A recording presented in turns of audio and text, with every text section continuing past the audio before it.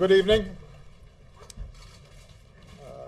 There are still some very important votes to be taken by members of Congress, but I want to announce that the leaders of both parties in both chambers have reached an agreement that will reduce the deficit and avoid default, a default that would have had a devastating effect on our economy. The first part of this agreement will cut about $1 trillion in spending over the next 10 years, cuts that both parties had agreed to early on in this process. The result would be the lowest level of annual domestic spending since Dwight Eisenhower was president, but at a level that still allows us to make job-creating investments in things like education and research. We also made sure that these cuts wouldn't happen so abruptly that they'd be a drag on a fragile economy. Now, I've said from the beginning that the ultimate solution to our deficit problem must be balance.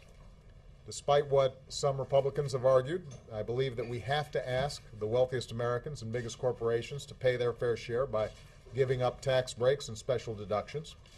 Despite what some in my own party have argued, I believe that we need to make some modest adjustments to programs like Medicare to ensure that they're still around for future generations. That's why the second part of this agreement is so important. It establishes a bipartisan committee of Congress to report back by November with a proposal to further reduce the deficit, which will then be put before the entire Congress for an up or down vote.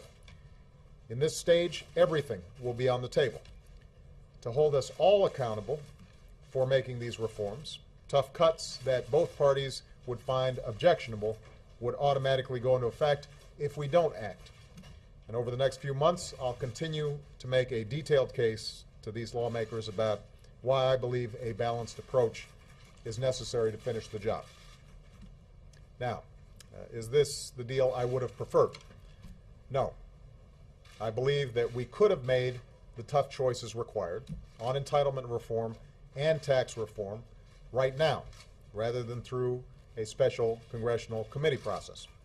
But this compromise does make a serious down payment on the deficit reduction we need and gives each party a strong incentive to get a balanced plan done before the end of the year.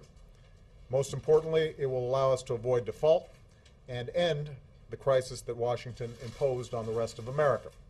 It ensures also that we will not face this same kind of crisis again in 6 months or 8 months or 12 months.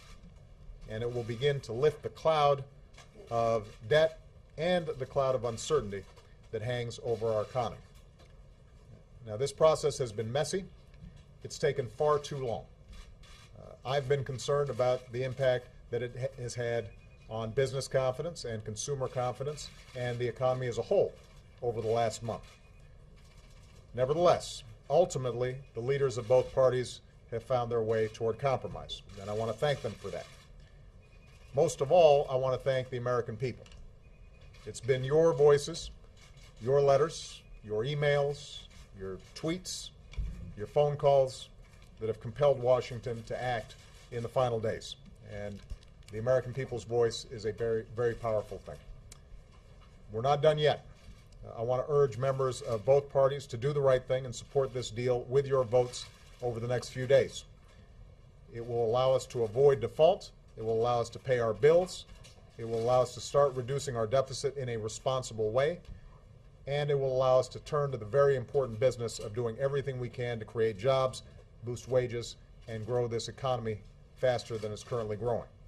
That's what the American people sent us here to do, and that's what we should be devoting all of our time to accomplishing in the months ahead. Thank you very much, everybody.